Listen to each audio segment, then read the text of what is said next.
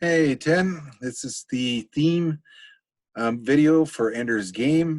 We're going to focus on the document, course outline document, which you have access to on Google Classroom and on the LibGuide, or you have your hard copy if you brought it home. And so it's on page 10. So if you want to go to that right now, or you can follow along here. We have our chapter summaries and assignments, and they're located in the course outline booklet. And of course your project.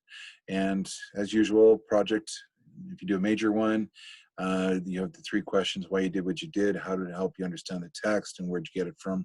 Or you can do a visual, written, and written project.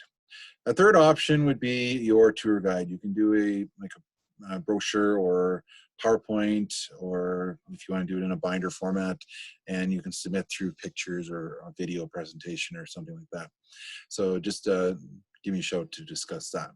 The outline's laid out pretty straightforward. Just follow along here. Do not use my page numbers as your organized, or just use it to organize yourself. Don't follow the exact numbers.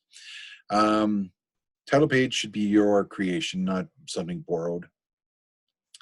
Table contents leave for last. Prologue is an introduction, so you're looking at about a half page minimum, and the rest are more in point form or short little blurbs. But focus on the novel, please, not the text. And you should not be using a whole lot of outside sources. You could probably use some images and cite that accordingly for MLA 8. But aside from that, everything else should be from the text. So chapter page, please. And visitor information sheet, just call it the International Fleet Main Office. Give it a generic address for some place in the country or whatever. And your reference page actually works cited page because it's MLA 8. Please utilize that. And your epilogue is a conclusion, again, about a half page. There's your mark breakdown of assignments. Again, if you want to consider that, please come let me know. You can either post your questions on Google Classroom or you can email me. And there are our themes of Ender's Game. There are 6 of them. The 7th are the summaries and the questions. So if you do the summary for chapter 1 and then you do the question afterwards, keep it all organized. That'd be greatly appreciated instead of having 2 separate documents. All right. Assignments for Ender's Game. If you need some ideas for visual written projects, there you go. And just the rest of the information that you need there. Don't worry about the final exam right now because I don't know if we're going to be doing that. We'll have to. I'll let you know. All right, theme 1, the prophetic nature of science fiction. What is science fiction? So it's modern science fiction is the only form of literature that consistently considers the nature of the changes that faces us, the possible consequences, and the possible solutions. Isaac Asimov. Science fiction is really sociological studies of the future, things that the writer believes are going to happen by putting 2 and 2 together. Ray Bradbury, author of Fahrenheit 451. And science fiction is what you find on the shelves in the library, marked science fiction. Okay, a little snarky there, but anyways, George Hay stated the obvious. And the best quote of all, and space is the final frontier. These are the voyages of the Starship Enterprise. Its 5-year mission to explore strange new worlds, to seek out new life and new civilizations, to boldly go where no man has gone before. Gene Roddenberry, August 10th, 1966. There you go. He changed that to no one has gone before in 1987 when Star Trek The Next Generation came out. So, and there's YouTube video you can watch at your leisure. And what is science fiction? It's a noun. Okay, grammatically, it's a noun. It's a fiction that uses scientific knowledge and thinking in its plot, setting, and theme.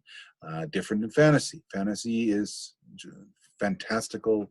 They kind of allude to those science fiction themes, but it's science fiction strictly on the knowledge and thinking.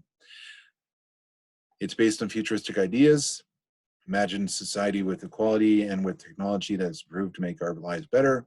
Science fiction is used to help solve issues we face together or today. It is hope that we can all work together for the common good, especially with the pandemic on. We are working through this together. We're all in this together. Science fiction has many philosophical beliefs and values that promote opportunities for a better tomorrow. Yes, I use Wikipedia, but again, that should be a last resort. such as identity, desire, morality, and social structure. Maybe some of your projects might, you may want to focus on those four philosophical beliefs and values. Science fiction should not be confused with fantasy. Although fantasy has imaginative aspects of science fiction, it does not focus on the scientific situations and meanings that make science fiction what it is. Science fiction elements include time setting, spatial setting or scenes. You already are familiar with the spatial settings, as we did that blind diff activity with Miracle Worker. So spatial is the the area around you, from where you are right now and beyond the walls of your location. Characters, futuristic technology, scientific principles that are new or that are different from accepted laws of nature, new and different political or social systems, paranormal abilities, and other universes and dimensions and travel between them.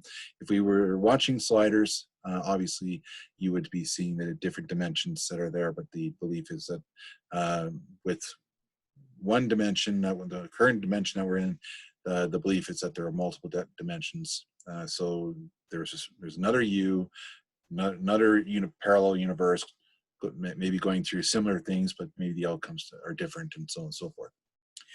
You can check those website out for you. I'm not sure if they're still working. If they're not working, please let me know. And do not do this section here in red, because we would have done that in class.